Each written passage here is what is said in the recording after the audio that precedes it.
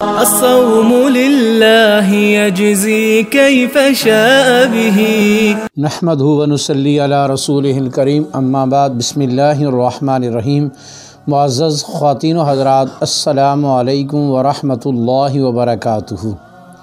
میں آپ کی خدمت میں حاضر ہوں پروگرام سنہری باتوں کے ساتھ، اور آج کی اس مجلس میں آپ کے سامنے یہ عرض کیا جائے گا کہ نماز مغرب سب سے پہلے کس نے پڑھی اور کتنی پڑھی اور کیوں پڑھی۔ تو نماز مغرب سب سے پہلے تو سیدنا داؤد علیہ السلام نے پڑھی۔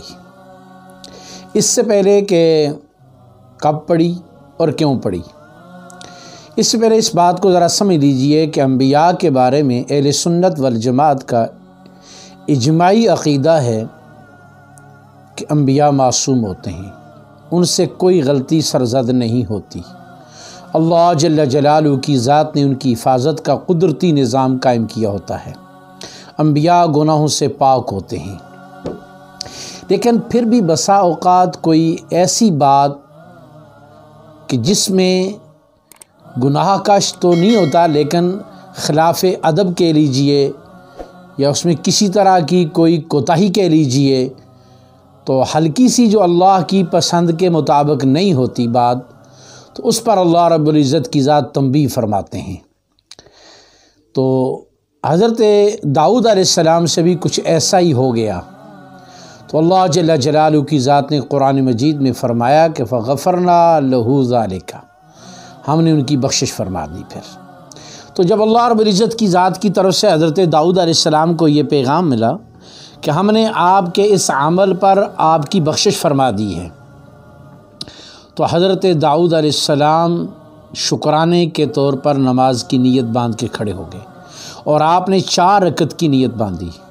جب آپ نے 4 رکعت کی نیت باندھی تو 3 رکعتیں مکمل ہوئیں، تو آپ کو فوراً اپنا وہ عمل یاد آ گیا کہ میں نے یہ کام کیوں کیا۔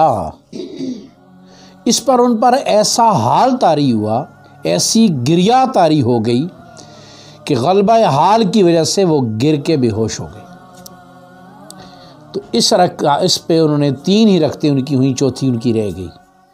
تو اللہ جل جلالہ کی ذات کو حضرت داؤد علیہ السلام کا یہ عمل اور اللہ کے سامنے گڑ گڑانا اور فریاد کرنا اتنا پسند آیا کہ اللہ رب العزت کی ذات نے وہ 3 رکعتیں امت محمد پر مغرب کے وقت فرض فرما دیں۔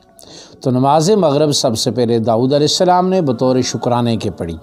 آپ نے نیت 4 کی باندھی لیکن 4 مکمل نہ کر سکے، 3 ہی مکمل ہوئیں، تو اللہ رب العزت کی ذات نے وہ 3 ہی رکعتیں حضرت داؤد علیہ السلام کی امت محمد پر فرض فرما دیں۔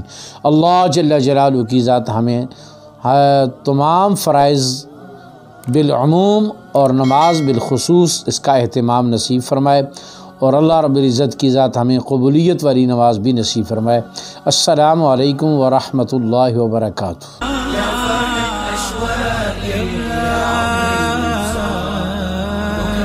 سأل